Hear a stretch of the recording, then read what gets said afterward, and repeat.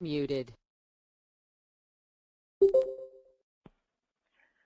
Okay, welcome everyone. My name is Amy Loudit. I am the Public Policy Associate with the National Network for Youth. I want to welcome you to our Youth-Centric Rapid Rehousing webinar, looking at how to create a youth-centric rapid rehousing program under this year's HUD COC NOFA.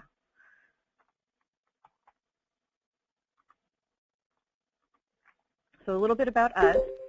We are the nation's leading organization advocating at the federal level to educate the public and policymakers about the needs of homeless and disconnected youth.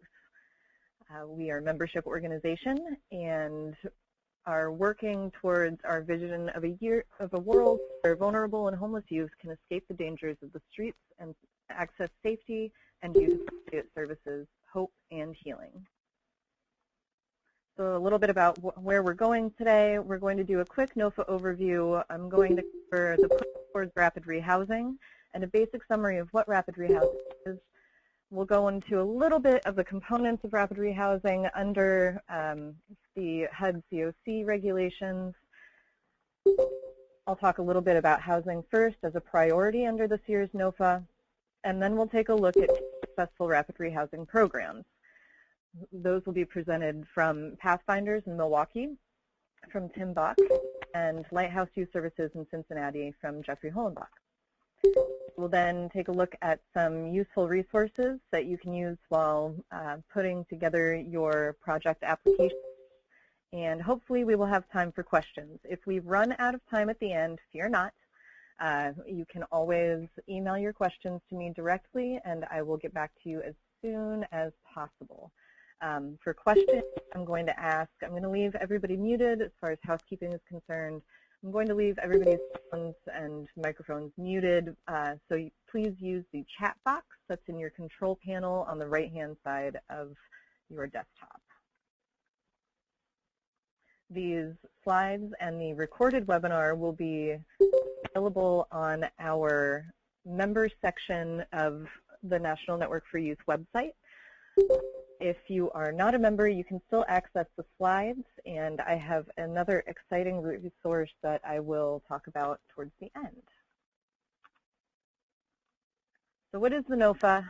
Getting right into it, the NOFA is HUD, or the U.S. Housing and Urban Development's Notice of Funding Availability for Continuum of Care Programs. This funding particularly goes to some of the following programs. We're talking about permanent supportive housing, rapid rehousing, which is the topic of today's webinar, supportive services only, especially this term focusing on coordinated entry programs, the homeless management information system administration, and for a lot of us as youth service providers, RIMUS, and that integration, as well as this year they are allowing transitional housing for youth. And when we're talking about transitional housing for youth, we're really talking about minor youth. So what is the push for rapid rehousing this year? HUD has been incentivizing and emphasizing the use of rapid rehousing for many homeless populations in past years, but recent guidance around rapid rehousing encourages the use of COC funds for rapid rehousing for youth, and specifically for transitional aged youth, so that 18 to 24-year-old range. Specific language from this year's NOFA, the youth rapid rehousing projects are now eligible for both reallocation of funds within the COC and a new bonus funding in this year's, which is pretty exciting for youth providers.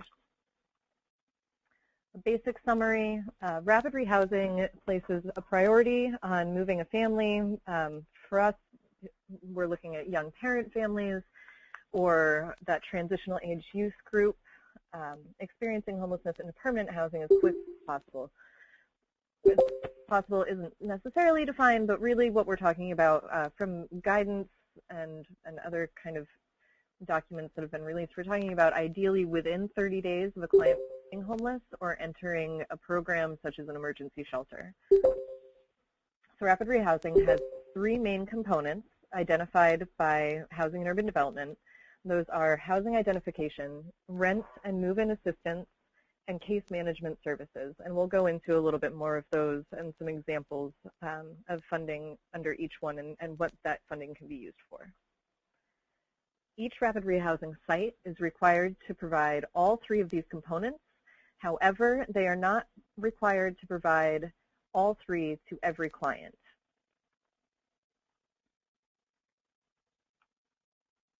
So each of these components offers the opportunity to alter this adult model of rapid rehousing to be youth appropriate. Let me see. And I'm not sure that I can mute the chiming as it's coming in. Hopefully that will calm down within a couple minutes, so I apologize for that. So under component one, we've got identification. So what does that really mean? So we're looking at, in rapid rehousing programs, they're mostly scattered site, private market units, and require a one-year lease. These programs are, must build, your rapid rehousing programs have to work really particularly hard to build relationships with local landlords and housing agencies. There's an apprehension on the part of many landlords and housing agencies to rent to such young adults, given that they don't really have very much rental history behind them.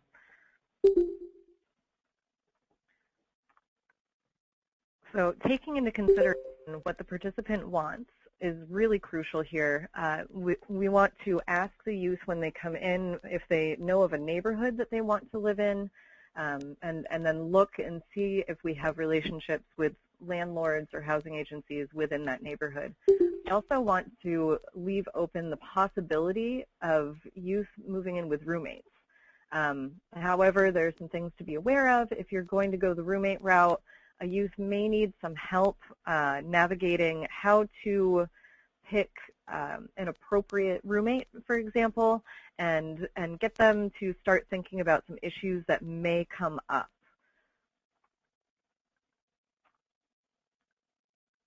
We also, under housing identification, want to aid with services such as housing searches and tenant counseling.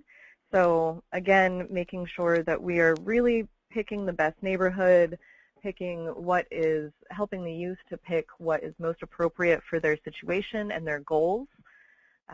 If they are looking for a particular job in a certain area, it may not be feasible or realistic to look for a unit that's on the other side of town, especially if you're in a rural area where public transportation is harder to come by. As far as tenant counseling is concerned, making sure that we're talking about budgeting, how many, what percent of, if you were to achieve your ideal job, what percent of your income would be going to rent once you take over a lease, if you were to move into a particular place and did not have the rental assistance behind you, those types of things.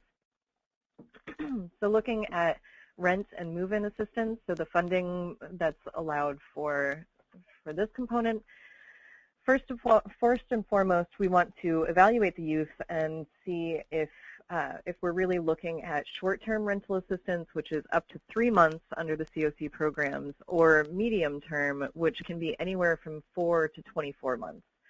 Again, the average youth ends up being in a program up to 12 months, but we really need that additional 12 months because you'll see throughout this entire presentation, the theme is really tailoring the services to the youth. And those youth situations and circumstances can change, and so programs need to be flexible in order to accommodate those changes. So rapid rehousing programs can help a participant mediate or negotiate the terms of a lease. This is really crucial, again, building those relationships, having those relationships with the landlord ahead of time makes it far easier to sit in on a lease negotiation with one of the youth and kind of hand that negotiation over. You can also pay deposits and arrange for utilities. In some places, utility companies will require a deposit if there's never been an account with them before for a particular individual. So things to be aware of. Also, you can use that money for property damage. If you do an inspection on a unit beforehand and it's not necessarily inhabitable, but there are a couple things that could be fixed, but the landlord doesn't want to, you can fix those things. Also, if something gets damaged during the move-in process, you can fix that as well. One thing that a lot of youth have issues with is one-time move-in costs. How do, say they've had a bunch of their things in storage at a shelter, or they're coming from a minor youth transitional program or a runaway and homeless youth program. They've acquired a few things, but not a whole lot, enough that they need a moving truck and or movers. That's also included in that move-in assistance. So looking at component 3, case management and services, this of course is going to be a pretty heavy area for most youth. These case management meetings are required at least monthly. They're all about developing, securing, and coordinating services, so really working with the participant or the transition-aged youth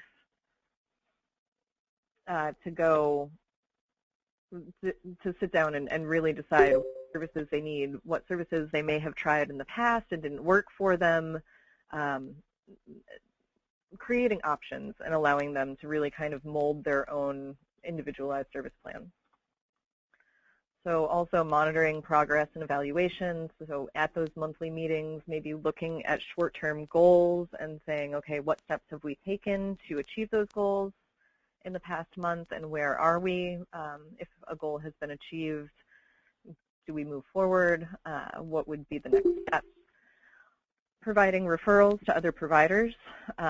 So service providers that may be able to do, mental health counseling or whatever the case may be.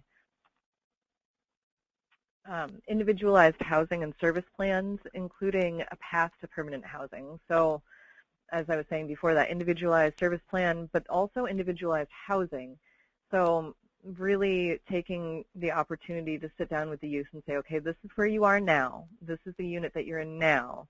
If X, Y, and Z happens and you graduate this program, you complete the program, you move it into a situation where you no longer need rental assistance, what does that look like? And how can we identify the steps to getting to that place?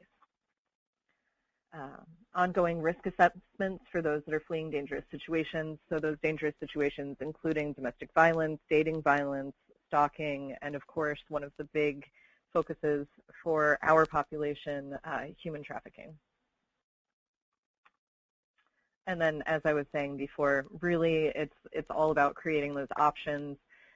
You may want you may want to require a youth to partake in a particular service, but under this program, that's not really the path that we should be taking. We want to create the option, and then staff. This is really where staff comes into play. They have the ability for that youth and try to nudge them and help them see the benefits that could come out of a particular service that maybe the youth is a little wary of. So a Housing First as a priority under this year's NOFA. Housing First is all about removing barriers to entry. So having that youth come in and noticing that they are clearly under the influence, but not turning them away. Getting them stable first, and then assessing what services are needed in order for them to be successful in the program is key. So that centralized and coordinated assessment system, this has been a big push from HUD with not a whole lot of guidance what that is, but there's more coming out. As youth service providers, we all know it's difficult for a youth, even the 18 to 24 range, to walk into a coordinated assessment center and sit down with a complete stranger and spill their entire story. So we definitely want to have people in those coordinated entry centers to be able to work with the youth and who are professionals in working with youth, so they know how to sit down and talk to them and not make them feel overwhelmed or like they're asking too much up front. Really, again, it's about getting into the housing first. Client-centered delivery system, this is that options thing that I was talking about before, really creating those options and allowing the youth or the participant to be able to say, you know, I tried that particular service before with that particular service provider and it really didn't work for me, but I didn't know that this comparable service was available elsewhere, and so try there. Prioritizing households that are most in need. HUD wants us to prioritize those coming off the streets and emergency shelters first and foremost. We know as youth service providers that those who are couch surfing in doubled up situations are oftentimes equally as vulnerable, if not sometimes more, if there's trafficking that's going on within the household. So really being that youth specialist that can be in that coordinated assessment system and know what questions to ask without scaring the youth away, but getting to that prioritization of what you need to get them into programming is key. And then inclusive decision making, making sure that the youth themselves is involved with every step of the process. So housing first as an integrated approach. This is a system of care really looking at all of the different systems, how they can come together, and what gaps there are for a youth, for a particular youth circumstances, and how do we fill those in. Making sure that each service is a part of that bigger system. And then looking at mainstream systems, what contributed to the youth homelessness. We know as youth service providers that in a lot of situations, youth are coming out of criminal justice, mental health, and child welfare systems and exiting straight to homelessness, which is unacceptable. So case management and services under Housing First models, again, client-centered. They're offered, even encouraged, even urged, but it's really up to the participant to choose what's going to work for them. Staff should be mentors, and really the emphasis is on engagement rather than requirements.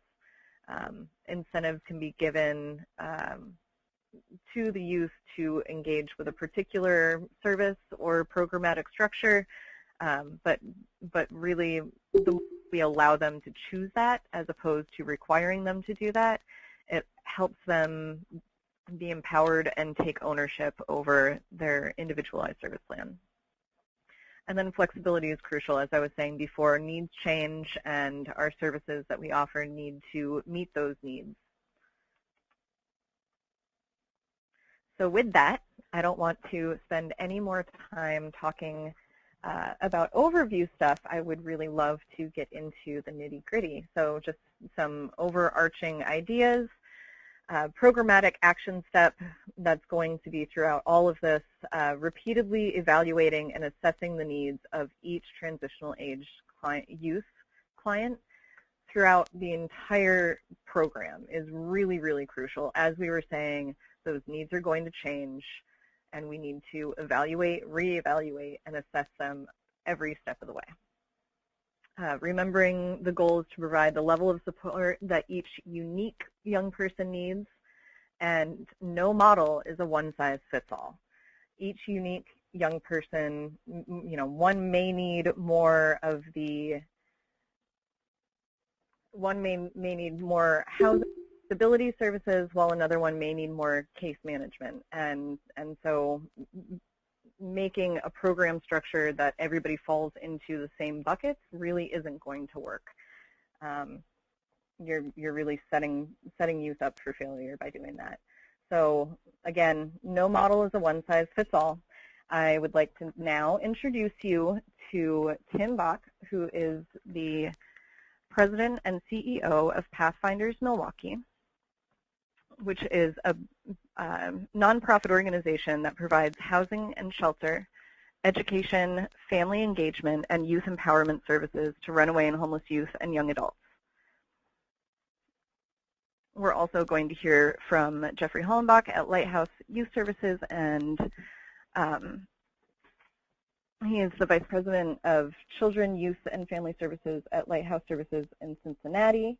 He has been a licensed social worker for over 20 years and has provided services to youth and families in many diverse settings. And as part of his current responsibilities, he manages federal, state, and local grants and contracts to support these services. Currently, he's been at Lighthouse for the last 8 years, where he provides the oversight to housing options.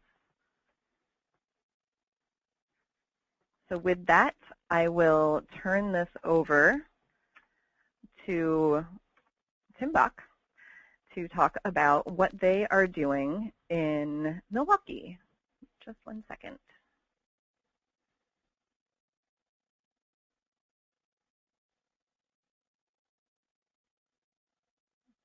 Okay, Tim, you should be unmuted. Thank you, Amy, and good afternoon, everyone.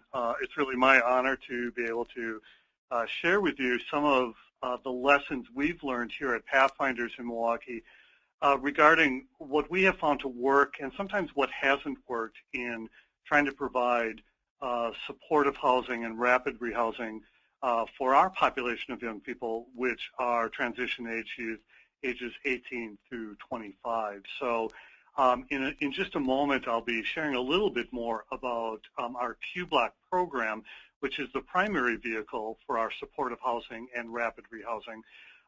But I thought maybe some background information might also be a little bit helpful just in terms of our programmatic foundations and philosophy.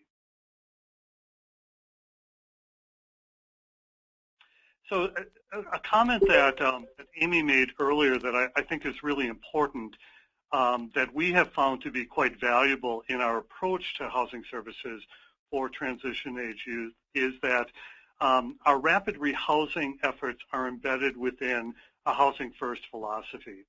And I know here in Milwaukee, and I suspect this is true for many communities, there continues to be a learning curve regarding what exactly is housing first, from the perspective of how does HUD define that, but also how we as communities define what housing first is and sometimes what it isn't. And I think it's important to engage in that dialogue with an understanding of what some of the core principles of housing first specific for youth can be. But I think some of these are also applicable to a more generalized population of either homeless individuals or families. What we have found to be most important in our thinking about housing first and how that influences our program design and our service array and delivery is that for us and for our young people, what housing first really means is that our young people have immediate access to housing with no preconditions. And basically what that means is we've moved historically from being, I think, sometimes a very traditional service provider that had, at various times a fairly extensive list of eligibility criteria and preconditions, requirements in order to even be considered for acceptance and entry into the program, to increasingly a program that tries to identify the young people who are most in need and who are most desiring of wanting to be in the program. And what we've also found, and I'll talk about this again in just a moment, but we've also found that when we allow youth choice and youth self-determination, we often find that initial resistance or reluctance or hesitancy to engage in particular services to diminish quite rapidly over time. And so we have not found to be true what many service providers fear, which is that we will have young people entering our rapid rehousing program and refusing all services and simply getting their rent paid for however long we have them in our program.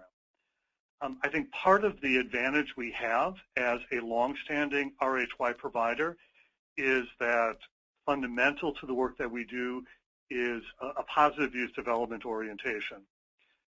That serves as a really strong foundation for how we engage with young people and how we think and talk and relate to and about young people. Really with a strength-based approach, seeing young people as assets to their families, to our community, that really sets, I think, a really important early and persistent tone to the way in which we engage with young people throughout the duration that they're involved in our program. I think, central to positive youth development is also how, as a program, we tailor the interventions and the service that is provided and the housing that is available as much as we can to each individual young person, and to have them be determining the goals and driving the plan of care that is developed in collaboration and in partnership with our housing staff. Always we have within our focus the eventual, hopefully sooner rather than later, but eventual social and community integration, or in some cases reintegration of our young people. And Amy mentioned this earlier, that it's really important to have an eye toward movement forward into more permanent housing. Rapid rehousing does have some constraints in terms of its time duration, but we make very clear to young people what those parameters are and how we can work toward that eventual integration back into the community and ultimately beyond our program itself.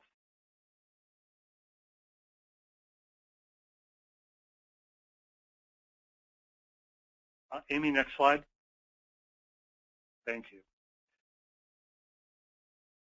Again, in terms of sort of underlying philosophy and how we have framed both rapid rehousing and housing first, we see housing first as a guiding principle for us as an organization, and hopefully, and I think increasingly for us as a community, that principle prioritizes getting young people into housing first with supports to follow.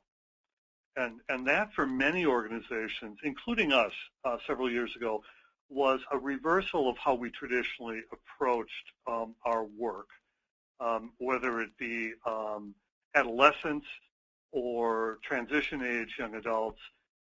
We often had a sense that in order for them to succeed with our limited resources and often the time constraints in which we were working, that we needed to have a lot of things in place before we could provide housing. And what we have found with experience to be, in fact, true is if you get them into housing first, they are much better positioned to attend to their other needs and to address those much more effectively, whether those be some combination of education, employment, emotional well-being, mental health, medical, etc.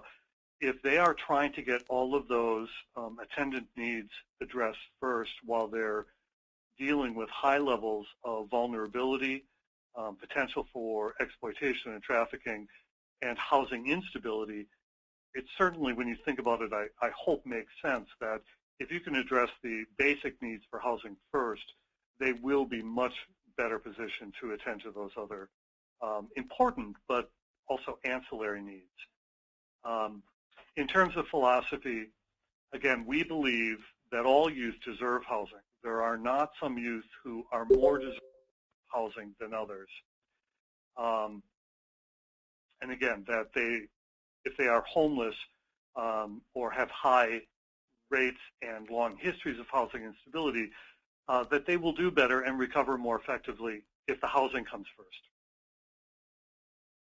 Next slide.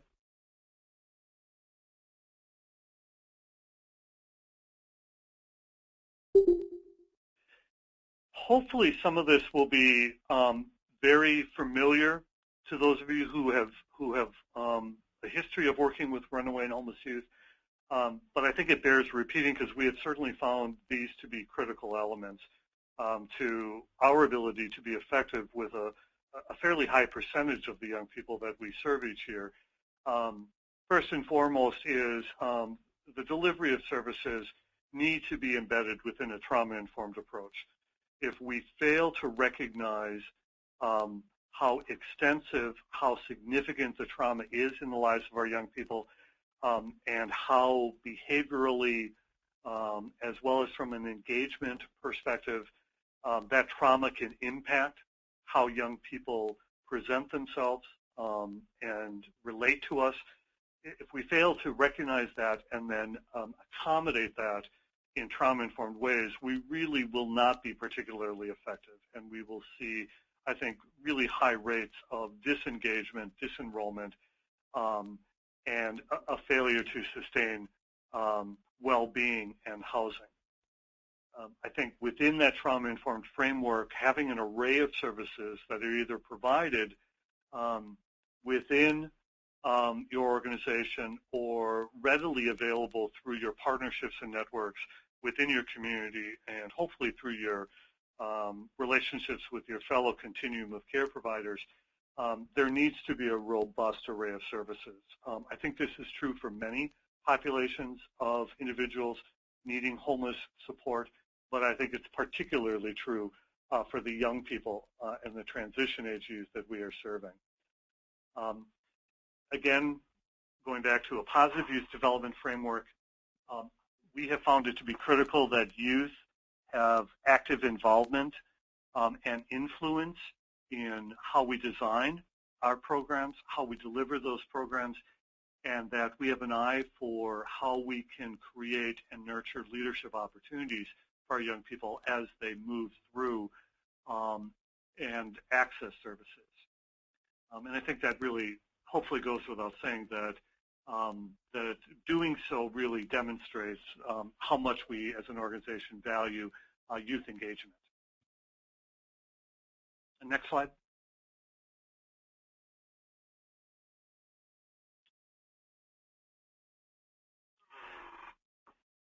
Something that Amy said in her introductory comments, I just want to repeat because I think it bears emphasis. That is that engagement as a program expectation is much more important and much more effective than to have a list of service requirements. And that's not the same as to say we don't have certain expectations that we want our young people to hopefully buy into and agree with and eventually embrace and engage with on their own if they haven't already identified certain areas of focus or development that would be necessary or important. And I think this is consistent with the direction HUD is moving.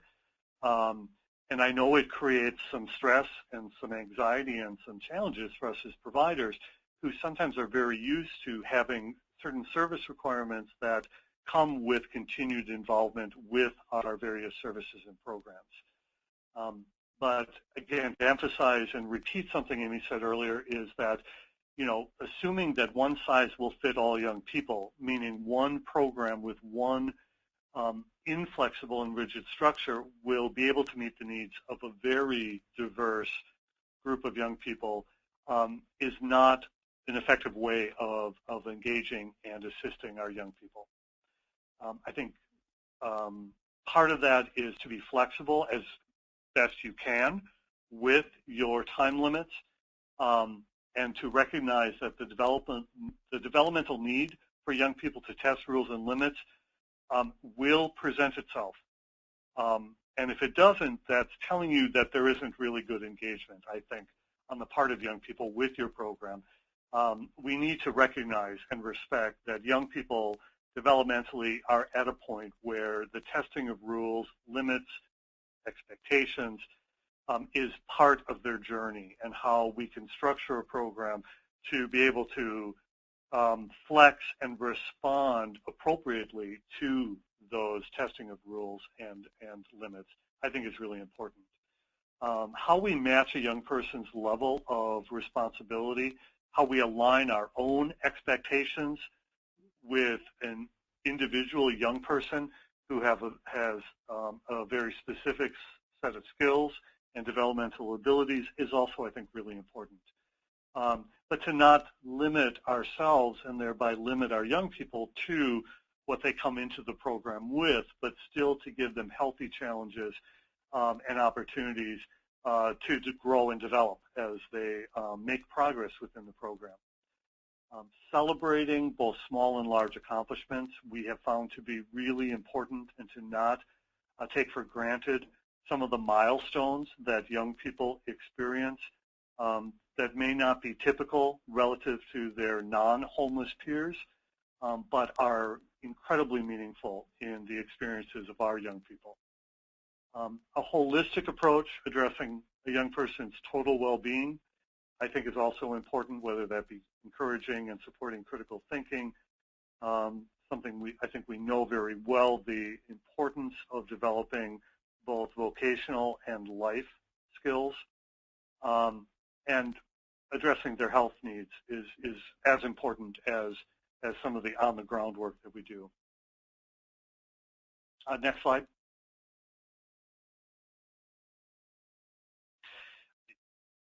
I think some of the potential barriers and or challenges, and sometimes they can be both, at least in our experience, I think is real important when programs are considering whether this is a good fit for the funding to support the work that they're trying to do.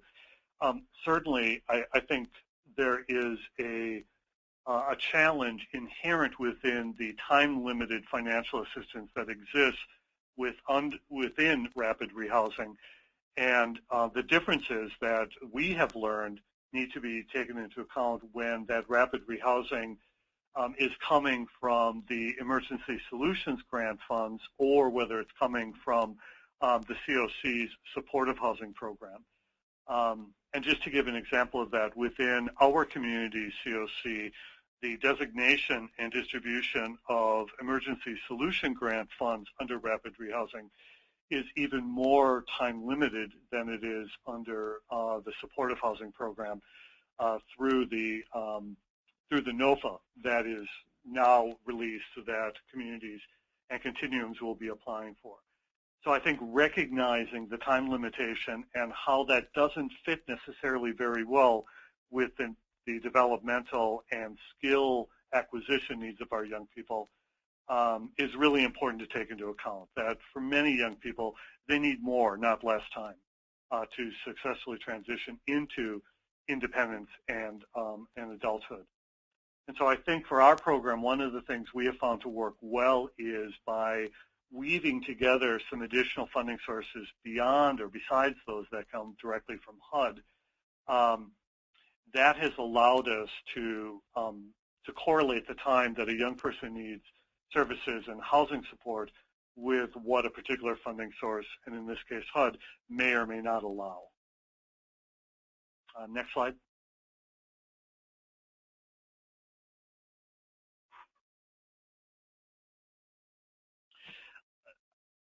What we have found to be true, and I think this is likely similar in communities, across the country, one of, I think, the biggest challenges is our own thinking about what works and what doesn't. And particularly when it comes to youth focus and youth competent services. And I think there is often a longstanding and rather pervasive perception that if you do not require services as part of your program participation on the part of young people, then they're going to refuse to participate in those very services. And we have found the exact opposite to be the case. Early on in our program's history, we had a very typical set of program requirements and service expectations and requirements as well. And we found ourselves often battling with young people about their thinking about why they didn't need certain parts of what we were offering and at that point requiring. And as we shifted our program over time to be much more client-driven in its focus on which services does a young person want to engage with when they want to engage with it, we have found that we actually have greater service engagement or participation, or sometimes the word compliance, it's not necessarily a word we like to use, but we find that that actually is less of a problem than when we had a whole set of requirements. There's also, I think, a longstanding perception that if you do not have all youth have the same exact set of program requirements, then word will get out. Youth will talk with one another, and you will have the challenge of one young person saying, but you didn't require so-and-so to do that, so why are you saying I need to do that? And we can certainly empathize with that, and that happens all the time in all of our runaway and homeless youth programming. And part of the, I think, the learning opportunity that presents for us with our young people is to help them understand that treating young people equitably and equally is not to be confused with or the same as treating all young people the exact same. And that does become more of a challenge for our program and for our staff to have to navigate through that. But we think it's a challenge that's well worth the effort.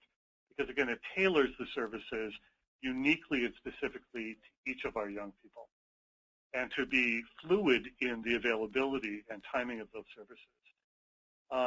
And finally, the perception that if we don't expect and mandate for young people what we as adults know to be best for them, and that know really should be in italics, that we're setting our young people up to fail. And I think that's an important perception that needs to be challenged, because hopefully many of us in our other RHY programming have found that the exact opposite is in fact true. Next slide.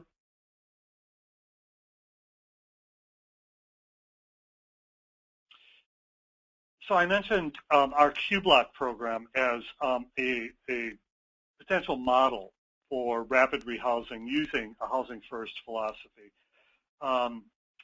I think it's important in terms of background that before we began our program, which started at the end of 2009, we had conducted probably 2 to 3 years of planning in advance of that, and solicited a lot of community involvement as well as youth input in how we were designing the program and what we were thinking needed to be part of that holistic, comprehensive approach to ending homelessness for our transition age young people. And as I mentioned earlier, trauma-informed care was a central component that we brought from our other runaway and homeless youth programming into our Q-Block program.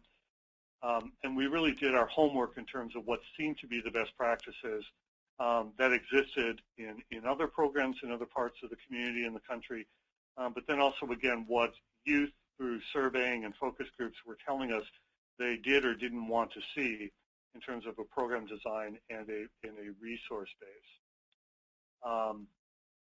So next slide.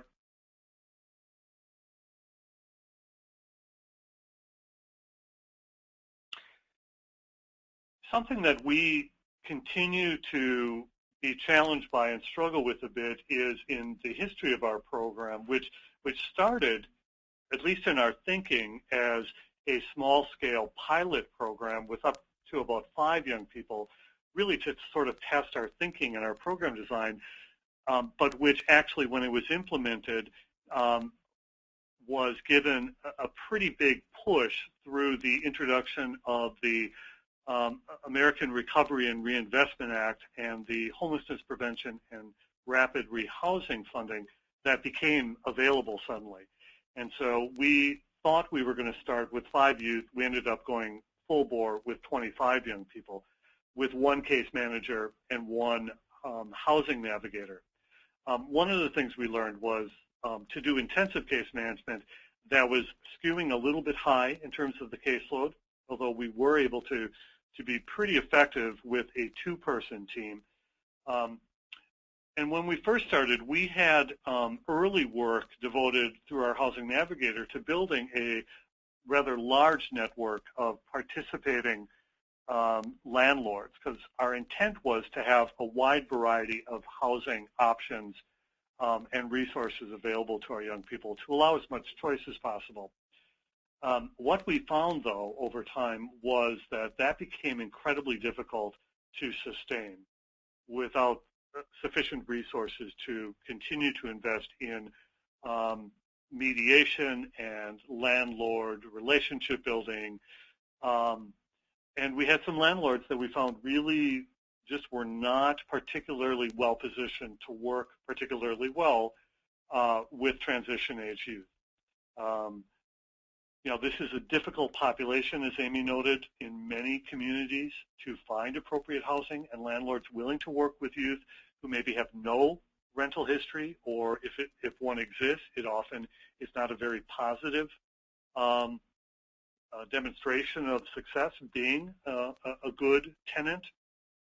And they often, for some of our young adults, come in with some checkered financial backgrounds as well, often as a result of their name being used by others in their family to get utilities or other bills established, and then they have a bad credit record as a result. So over time, we found ourselves working increasingly with a much smaller, more select group of landlords. Here in Milwaukee, Jamela Properties is our primary landlord, where we have been able to develop a really strong relationship and clear communication and understanding of what our role is and what their role is as the property owner and the property manager.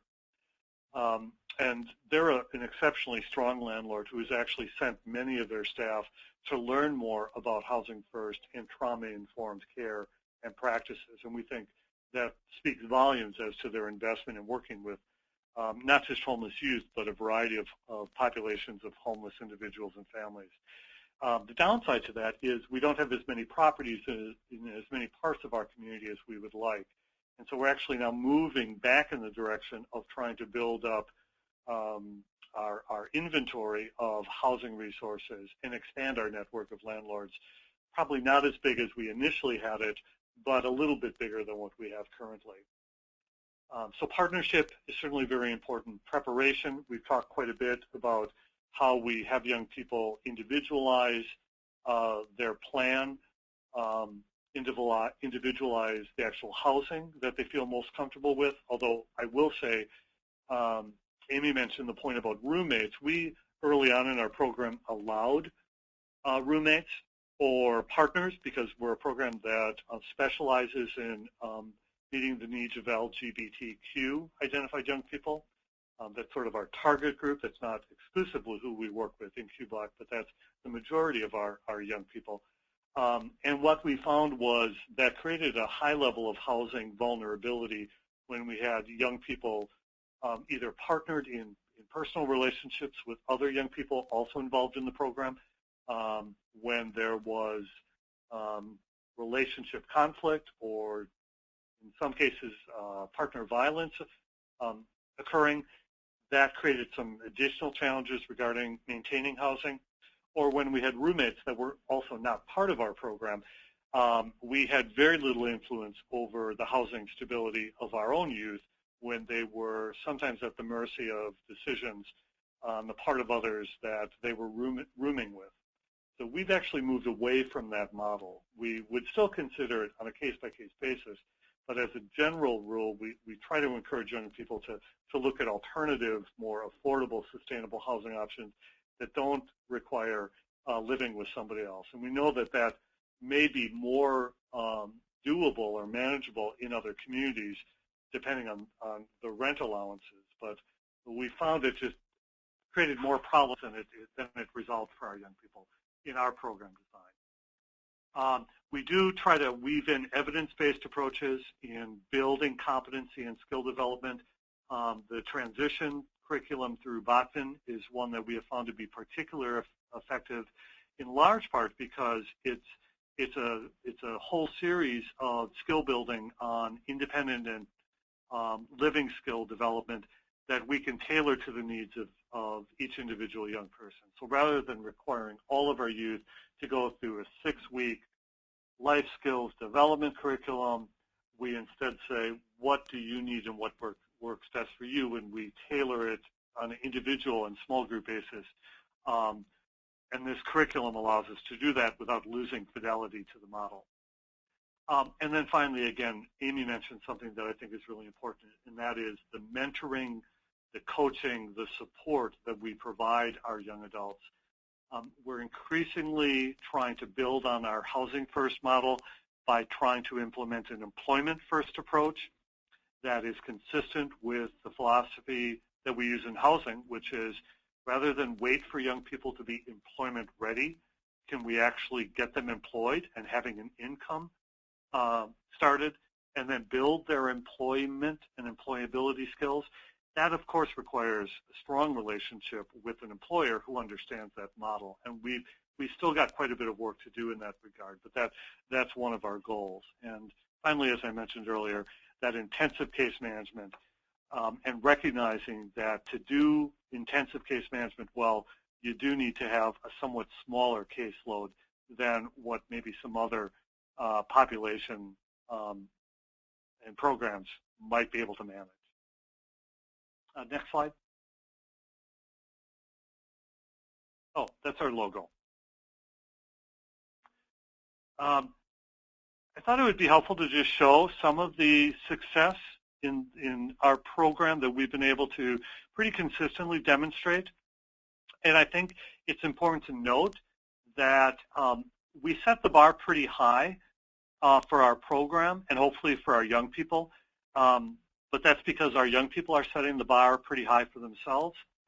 And I would be the last person to say that we have success with absolutely every single young person that we work with. We don't have outcome success of 100% in any of the major domains that we are trying to measure. But having said that, I think the results are still consistently pretty high given all of the challenges that this population is trying to overcome. So securing permanent housing, you can see we're at roughly about 86% on average in a given year. The same outcome result in terms of their independent living skill acquisition and the development of protective factors. Next slide.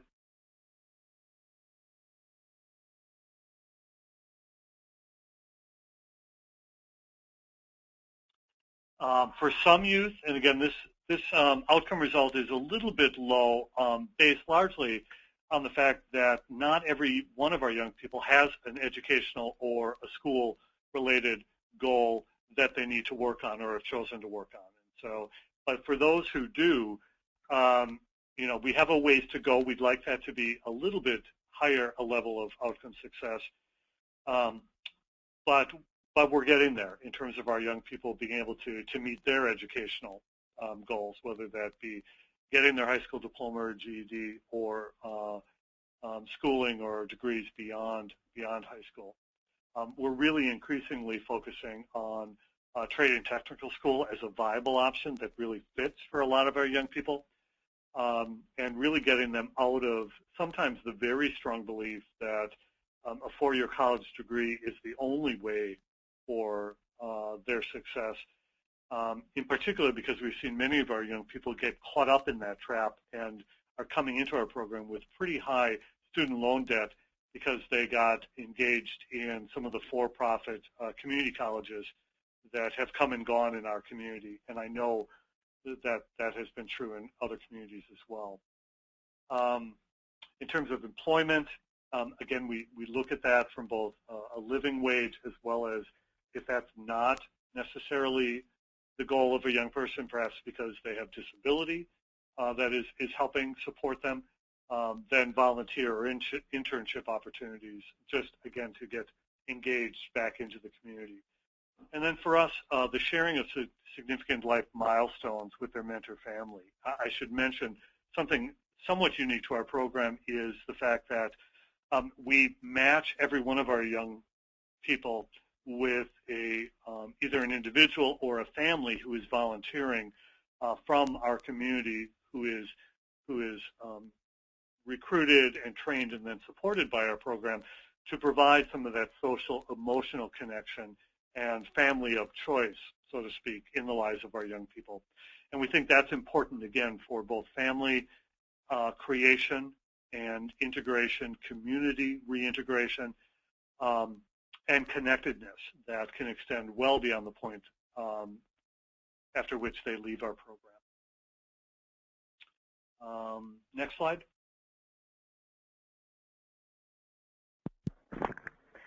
Okay, so at this point, thank you so much, Tim.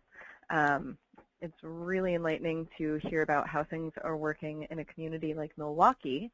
At this point, I am going to remute you and open up, well, if I can get to your name, and open up Jeffrey.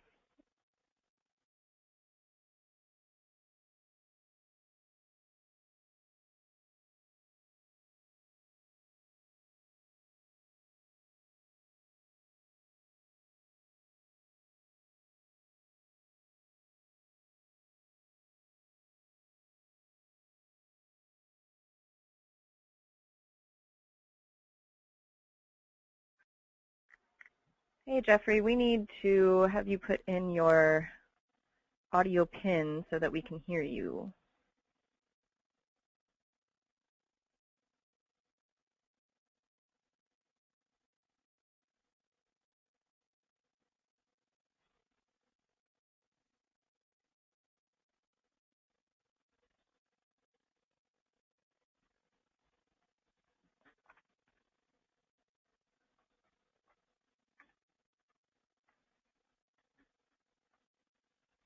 Okay, give me just 1 second, guys.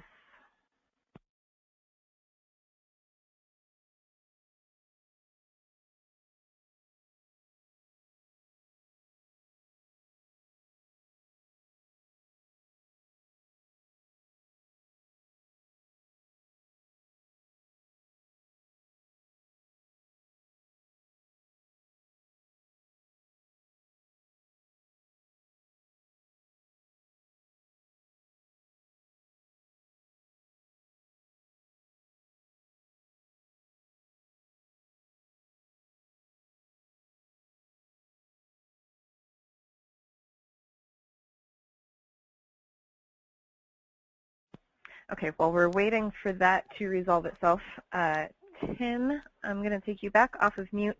For just a minute, we had a few questions come in, so while we're waiting for that, why don't we go ahead and address those questions. So the first question was for Tim, is case management optional in your program? Yes, it is. But there's a caveat to that. What we do expect is engagement. And so that helps us negotiate with young people about the reality that this is not a program that is going to allow them to have us pay the rent and never see them again.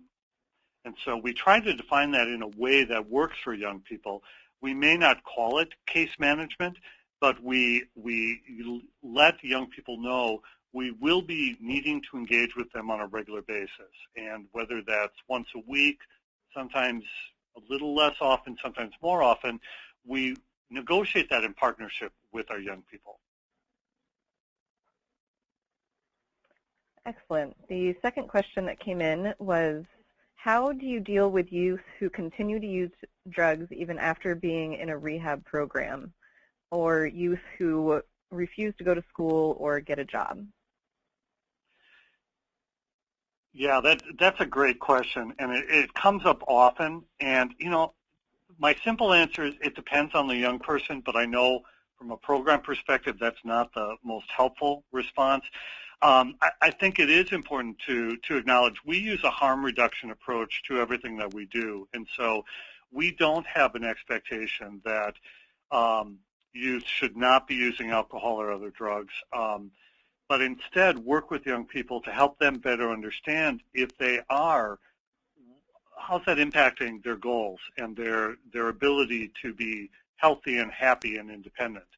And that is easier said than done, but that's part of the challenge, I think, for working with transition age young people, is helping them to learn what the consequences of those behaviors are. And for some young people, it means they actually are at risk of losing their housing in the community because they may be engaging in behaviors that do not make them good tenants. And some of those behaviors may be alcohol and or other drug related. And so we try to approach it from that perspective. And similarly, if one of their educational goals is to complete school and yet they're not attending school, we talk with them about how does that match their goal. that it's really hard to complete school if you're not there and you're not showing up. Similarly, if they want to be self-sufficient and independent, and yet they refuse to get a job or keep a job, we try to help them understand sort of then how do you play that out in terms of how is that going to end for you, and is that sort of how you want it to be? And that's where it really does come back to, we deal with that individually with each of our young people. Excellent. Thank you for that. The third question is your program open to youth who have identified disability, who have an identified disability, and their only source of income is muted?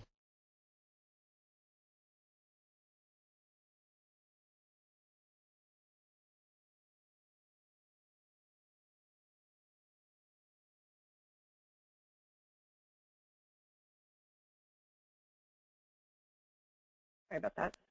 Well, that's okay. Yes, we do. So your program is open to those who have an identified disability. Yes, absolutely. Okay. And what are the caseloads for your rapid rehousing program? Oh, yeah, that's a great question. I talk so much about intensive case management, and I didn't mention our typical caseload can range anywhere from 8 to about 12 young people. And so sort of we aim for that middle ground of about 10 on average. You know, we can adjust the caseload based on the individual needs of young people. If we have youth who have a lot more needs they've identified that cover more domains, like both education and employment and skill development for independent living, we may have to adjust that accordingly. But we found that that range of 8 to 12 generally works pretty well for a full-time case manager in our program. Excellent. But yeah, that is a, uh-oh.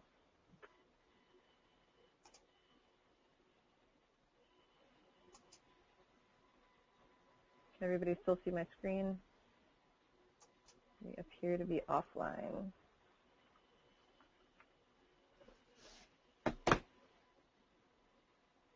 Okay, here we go. Let's get this back up.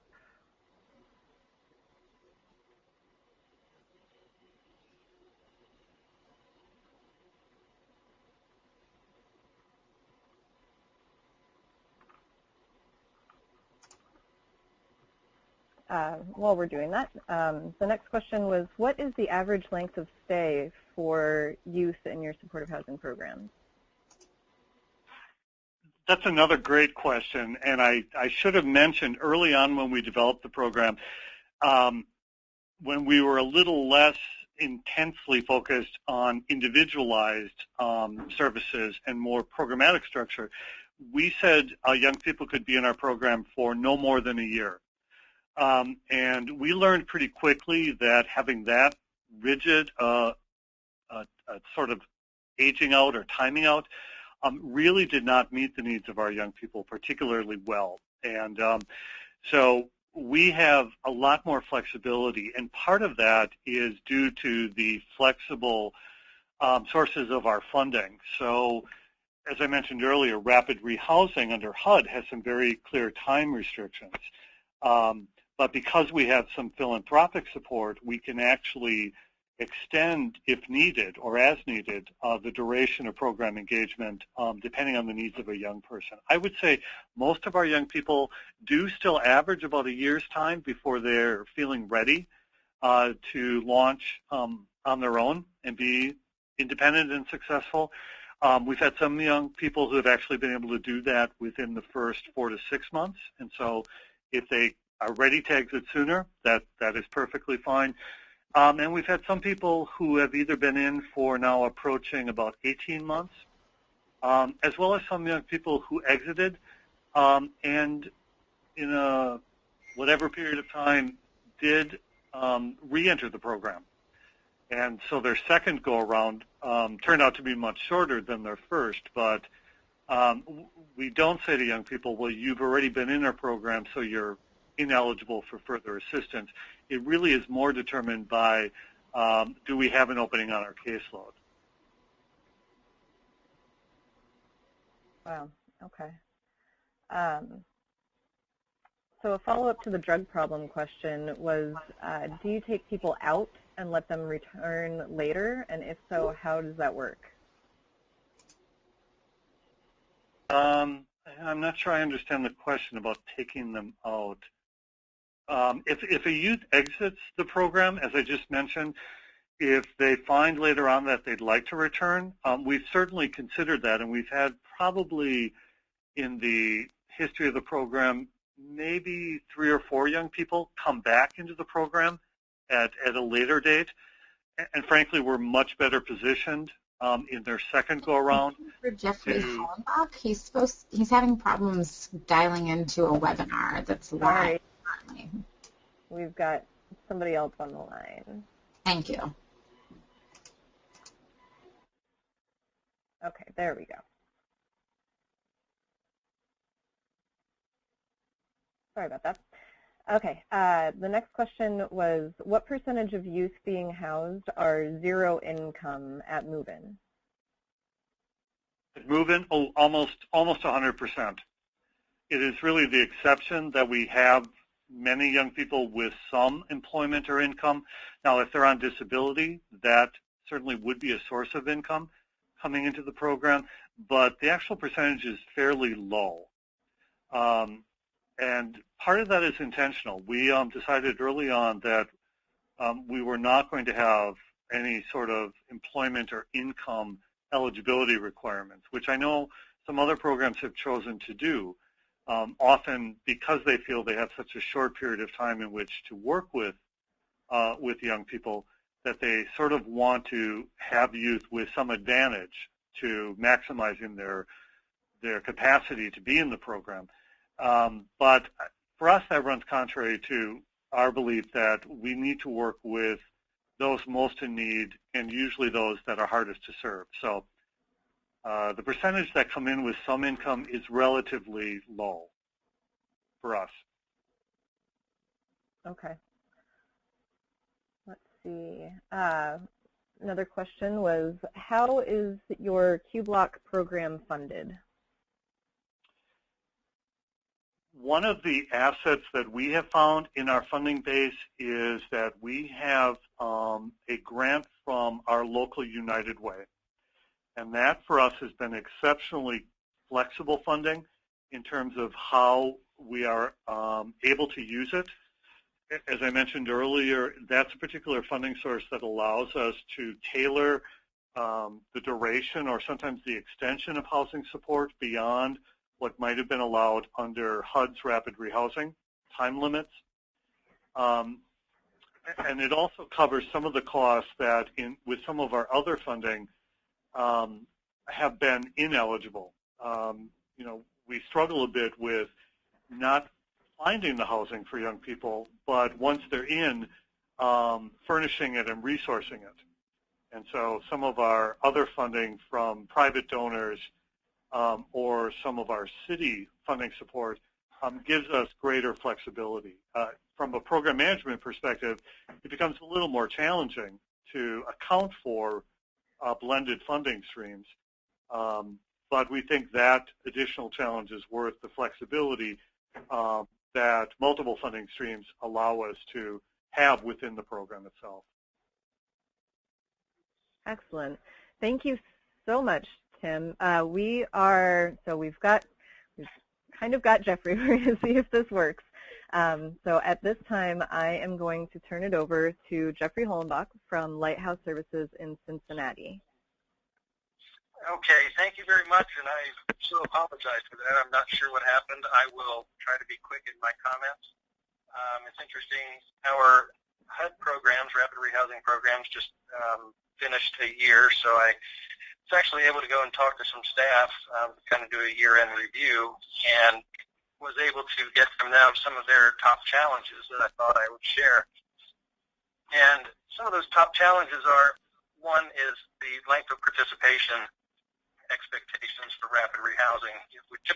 We know we have 24 months, but the 1 year point is becoming standard. and really finding ways to engage our youth so that they can be successful after 12 months or less is vitally important. And this really kind of ties into the challenge of the declining subsidies. Having youth employed and or with public benefits to have them begin paying some of their monthly rent really in the first 90 days is quite a challenge. But I want to just say that if you don't, you want to have some really significant supporting documentation in the file of why that declining subsidy couldn't happen.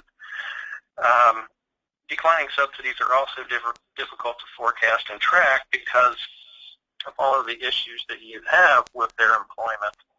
Somebody can be on track to pay $50 or something, and then they lose their employment for whatever reason, and it's going to go back to zero.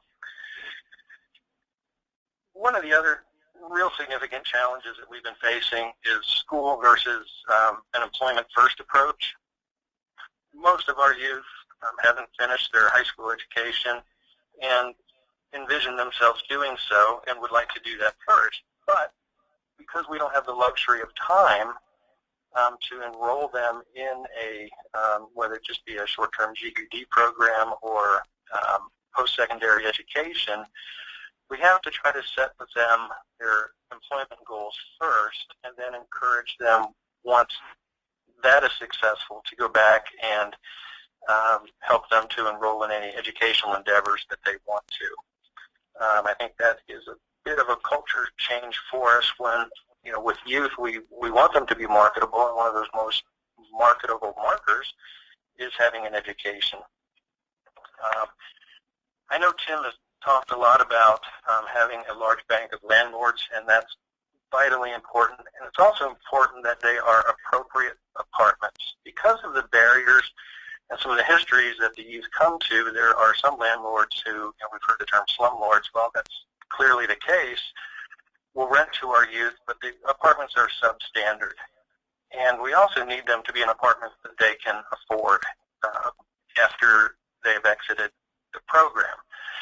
So it really goes to having that large bank of landlords. Here at Lighthouse, we have about 125 to 130 working landlords that understand our program. We spend an awful lot of time educating landlords and what our standards are and how we can support them when youth are in their apartments. And the other real challenging piece is youth engagement. We want youth, obviously, to drive the treatment plan or housing plan, but it's finding unique and creative ways to keep them involved. Oftentimes our youth have a long history of systems involvement, and they turn 18 or 19, and they just kind of want to be left alone.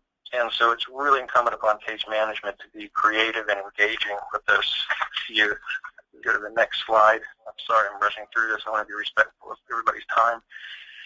Just a quick word about community outcomes. These are HUD outcomes: housing, income, employment, mainstream benefits, and returns to homelessness. And how, these, in a way, are looked at as sort of defining the health of your program overall, but also these are things that we need to be monitoring with our clients all the time, and these should be, hopefully some of these are goals on the treatment plan.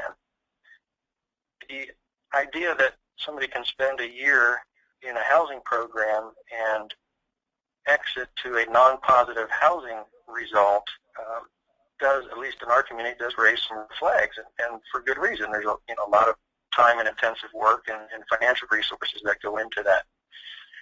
We are held responsible for a return to homelessness of 2 years post-exit, and this is where an aftercare program is vitally important, and oftentimes aftercare has to come together from a cobbling together of other funds.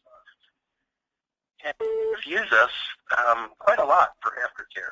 We start aftercare probably a month prior to the youth exiting the program, and some of the reasons why they contact us, they need an additional month's rent, maybe they've lost their job and they need some additional employment leads, employment assistance, special clothing, things along those lines. Aftercare is also tricky to manage because, again, once youth are out of the program, a good portion of them don't want to reengage unless they absolutely have to. But these outcomes are also used at a higher level as a basis for ranking our program in our renewal process.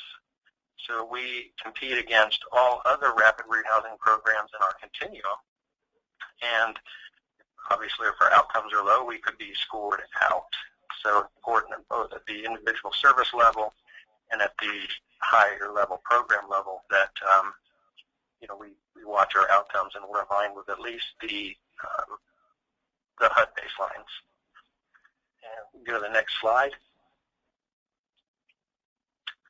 So talking about how to establish an effective rapid rehousing program, and I really have to echo almost everything, if not everything, that Tim said. Such a great presentation. But a couple of other things that I'd like to add. One, it's important for every agency to be highly active in their continuum of care. We have to continue to advocate for the youth, for the needs of youth.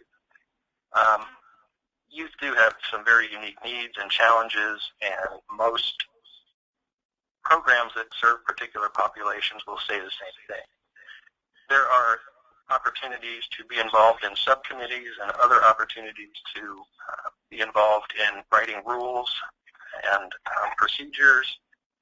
And if we're not involved in that, it's going to be done for us, and it's going to be done basically on adult level program.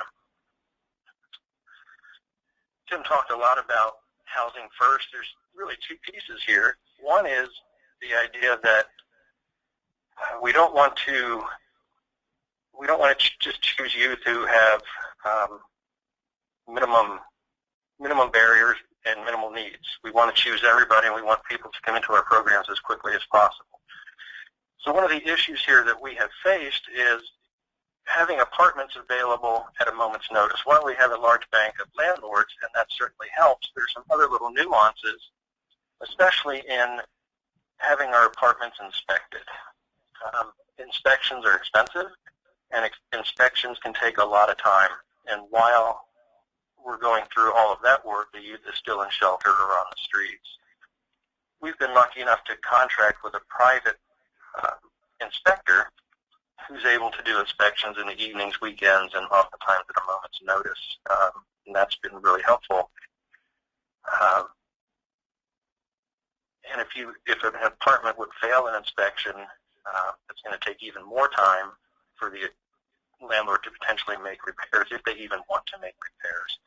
So just think about that in terms of the length of time it's taking to get youth into a housing unit or an apartment, and not creating additional strife for them because you don't have a good system to have your apartment selected and approved.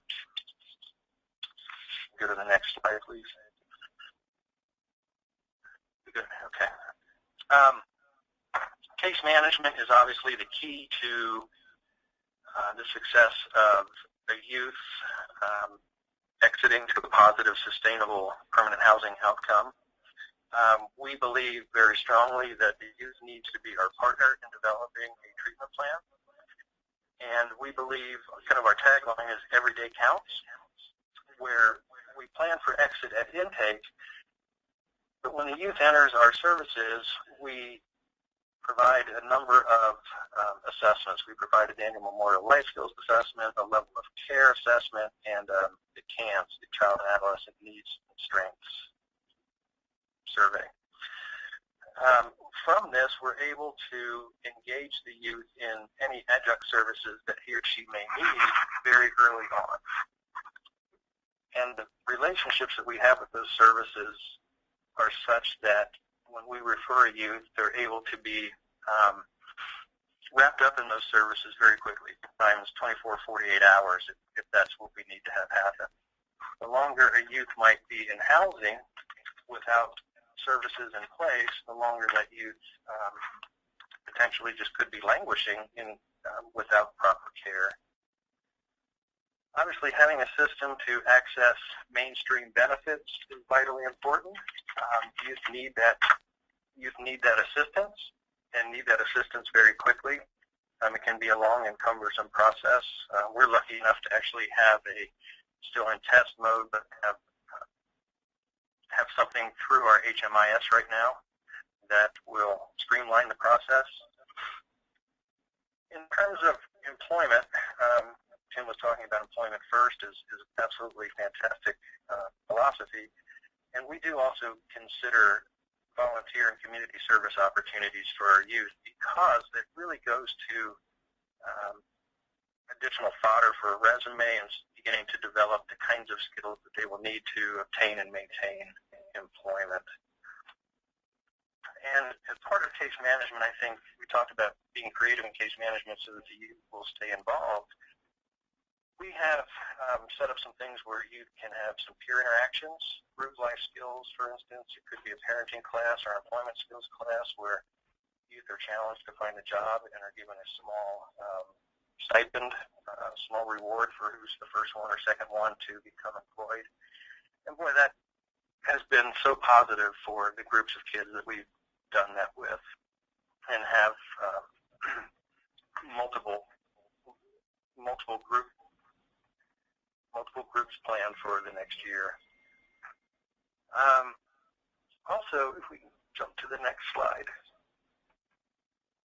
Again, I apologize, folks. I hate to run through this so quickly, but in terms of, I talked about our assessments, and these are important because we have to get baselines for where our kids are. And oftentimes, when we talk to them, there are no problems. I just want a home. But at the same time, we need to help guide that youth through treatment planning, and we need to really put the right ammunition on the right target as quickly as possible. So again, it's that every day counts. Tim talked about trauma-informed approaches. I can't emphasize that anymore. We've got to come at this with the trauma-informed model because the vast majority of the youth that are coming into our programs have been they've experienced homelessness, they've been victimized, traumatized, and in order to engage with them, gain their trust, the trauma-informed approach is highly successful. We in Cincinnati are blessed to have an HMIS system that is just fantastic. It's highly customizable, it's very user-friendly, and I would just encourage everybody to really look at their HMIS and use it for all it's worth. It helps us to monitor our outcomes. It helps us to monitor our program requirements and compliance standards on a daily basis if we need to. It does things like alerts us to when the next treatment plan meeting needs to be, when the next income recalculation needs to be.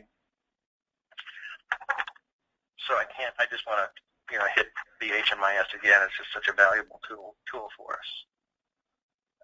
Having case managers having the ability to text their clients is really important. We've given all of our case managers cell phones so that they can do that.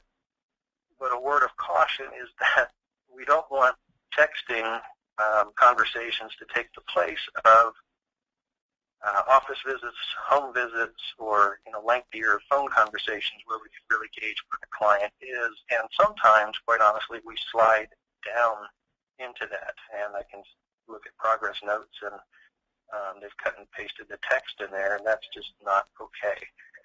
But when we start to go there, it becomes very easy for both the youth and the case manager to stay in touch that way, which is great, but the actual treatment and the up-to-date communication cannot continue to happen just using text.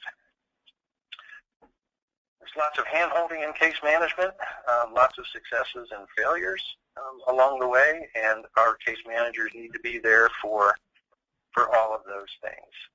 It becomes very frustrating for case managers and very discouraging at times for both case managers and clients when something negative happens, and we do a lot of work with our case managers to keep them engaged, to keep them upbeat with their clients, and to just continually accept the client from where they are and try to move ahead.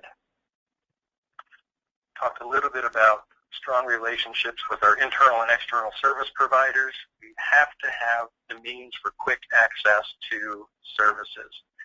cannot wait 4 weeks or 6 weeks to have a mental health evaluation done or a substance abuse evaluation done. Needs to be done as quickly as possible. We also need relationships with our service providers so that we can get the crosstalk. We'd like to know what's happening in their care, if we can get a release signed, because that's part of the treatment plan. We want to know how that youth is doing, what are the next steps that we can move to. And then just finally, we can jump to the last slide here, everybody. When we're planning a youth rapid rehousing program grant, and we have 2 at Lighthouse plus a permanent supportive housing, it's really important to understand your COC's grant inclusion process.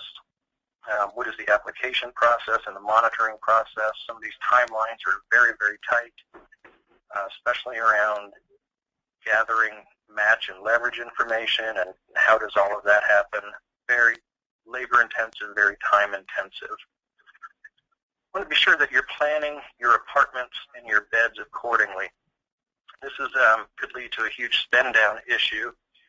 So when you're projecting the number of apartments, let's say you want to have 20 apartments, and 15 of those are going to be for singles, you may also want to project that 5 are going to be 2 or 3 bedrooms.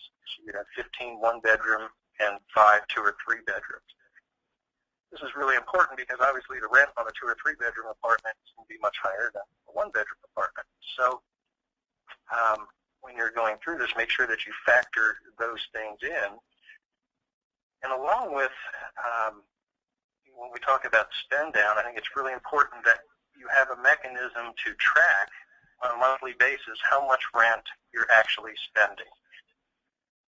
Clients are paying more and more in their declining subsidy, and if you have more 2 or 3 bedrooms than you projected, it's very likely that you're not spending down all of your funds. Here in Cincinnati, if we don't spend down 98 or 99% of our grant, we simply cannot reapply for it. We cannot renew it. And it becomes sort of an onerous process to look at this monthly as you see the rent amounts jump up and down. So really, really pay close attention to that. Make sure you have an accounting system that can account for that for you. When you're factoring in the type of program you want, people should know that you can and should apply for supportive services or case management and rental assistance. I believe rental assistance is at 80% and supportive services can be at 20% of the total grant amount. A couple of people here in Cincinnati just did all rental assistance and neglected to do their supportive services. So just a reminder that you should build that in if you don't have funding elsewhere to provide case management. Additional funding to furnish your units. You cannot put clients into unfurnished apartments. It's been done. Unfortunately, early on, we've done that from time to time. Your clients will not get off to a good start. Many will just go ahead and vacate the apartment right away. Furnishing units is up to interpretation, I think. We fully furnish apartments, soup to nuts, bedroom, living room, dining room, kitchen, bathroom. We're fortunate to have a relationship with a furniture company who gives us apartment kits at a deep discount. And by the way, that also helps us with our leverage. We've already talked about aftercare, and pretty much just wanted to wrap up and talk about if you are awarded a new grant, you have to be prepared to lease it up quickly and monitor your spend down. Leasing up quickly is when you're awarded the grant, you've got to be prepared to take in clients. If you're 2 or 3 months down the road and you're still not full, obviously that's an issue. You've got kids out there that need your services, and you're not prepared to take them into housing, but you're also going to run into some significant spend down issues and put your grant in jeopardy. Okay, well, I apologize for the pace of that, and we'll stand by for any questions. Thank you so much. Thank you, Jeffrey, and sorry about all of the technical difficulties. I'm not sure what happened. Just to let's see. So there were a few questions that came in that actually we'll have answers to in the National Network for Youth while we were on this call, actually, just released publicly our recommendations for a youth-centric rapid rehousing program, and that can be found on our website, and I will bring up the link right now. So here are some local resources from Wisconsin, including some of the national resources from ACF, as well as the National Alliance. There are some helpful HUD application resources in these slides as well as far as projects are concerned. And then here are announcing National Network for Youth recommendation for youth-centric rapid rehousing. There's the link, and it's also in our chat box. So many of these questions can be answered through that, so I will get to some of the ones that only Jeffrey can answer. Jeffrey, how do you select who comes into your program? Well, right now we have relationships with our street outreach program and a number of homeless shelters throughout the city. And they will send us a referral, and because we have the Housing First model, it's kind of first come, first served. We are moving toward a coordinated entry system very quickly, and looking forward to working to see how that's all going to work. Okay. The next question was about scattered site programs. Do you use a scattered site program, or is everyone in one building, and do you see a benefit to one or the other? All of our programs are scattered site. We see a benefit to both. We had a site-based program, and what we heard from the youth was that they would prefer to have their own apartment. And I believe that really goes to, that sense of sustainability and self-sufficiency long-term. So we've elected to continue scattered site. Thank you. The next question was, what percentage of youth exit the program with a level of income that affords them a fair market rental apartment? Percentage that exit with fair market rental. Well, I would say that at least 50% leave with income to support fair market rent. Now, we do also work with our other rental subsidy programs, but probably a good 50% leave with income sufficient for fair market. Thank you. And then the last question that I saw come in was about assessment tools. Which assessment tools do you use? We use the Daniel Memorial Life Skills Assessment. We use what's called the DLA 20, and we use the Child and Adolescent Needs Screener. We also have a trauma screener if need be. Excellent. So that was the last of our questions. I definitely want to take an opportunity to thank both you and Tim. I am incredibly lucky and honored to have such amazing providers at my disposal to help share this information with our other wonderful providers across the country who are starting to look at rapid rehousing for youth specifically. And I really can't think of a better way for us to share that information with each other than through the national network. So thank you for everyone for being on the call with us, on the webinar with us. My email is right there for you. If you have follow-up questions, please feel free to reach out to me. And with that, I will be respectful of everyone's time and close. Again, thank you, Tim. Thank you, Jeff. You guys did great. I apologize for the technical difficulties, but I'm glad that we got through all of the information for everyone. Everyone have a great Thursday.